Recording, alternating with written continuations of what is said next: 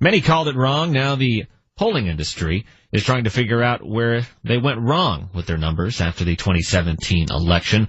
For more, we turn to polling expert John Johnson, author of the book Everydata, and he's also with Edgeworth Economics. Well, it's a really interesting situation. Obviously, a big shock to the polling community, and I think a lot of people overall. A few things sort of put in perspective, though. You know, the national polls, one of the big issues there was just we need to focus on the states ultimately. So national polling didn't capture a lot of these turnout issues that were going to ultimately be critical. I mean, the coalition of Trump voters turns out to be a very large turnout of white rural voters in some very, very important swing states in the Midwest. I think that's the biggest failure of the national polls to pick that up. Seems like after the Brexit vote over in Europe and now the presidential election, the polling industry has some regrouping to do. And how do they restore some faith in the industry, which seems to have been lost? Yeah, and I think it's important to separate sort of, the ability to follow the science closely and think hard about what we can learn from data and the failures in the implementation this year. And I think sort of one big thing that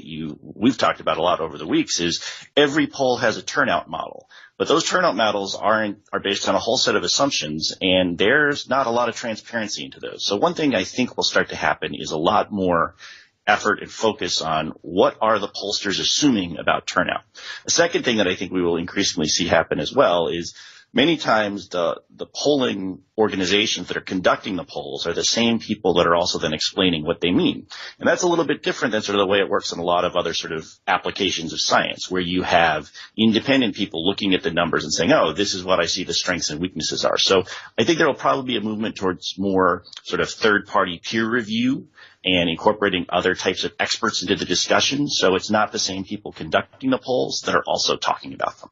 And that's John Johnson, author of the book Everydata, joining us on Skype. It is 12:13 here at WTOP. Donald Trump made a major change in his transition team. It happened on Friday. After a major staff shakeup on Friday, Trump's transition team has a new leader, Vice President-elect Mike Pence. He's replaced embattled New Jersey Governor Chris Christie, who's taking on a lesser role. Pence knows Capitol Hill inside and out, was a congressman for 12 years, and is close friends with House Speaker Paul Ryan. That's ABC's Mary Bruce. Kent State University is turning Hillary Clinton's life into a lesson with a new class focused on the Democrat who lost the presidential bid this past week. The course, titled Hillary Clinton Case Study, Perspectives on Gender and Power, is being taught by the director of the school's Women's Studies program, Suzanne Holt. She calls the course a perfect mirror of society in respect to women's issues. The class will explore the cultural perception of Clinton and will likely span her entire career as former First Lady, U.S. Senator, Secretary of State, and Democratic presidential nominee. Clinton lost her bid for the White House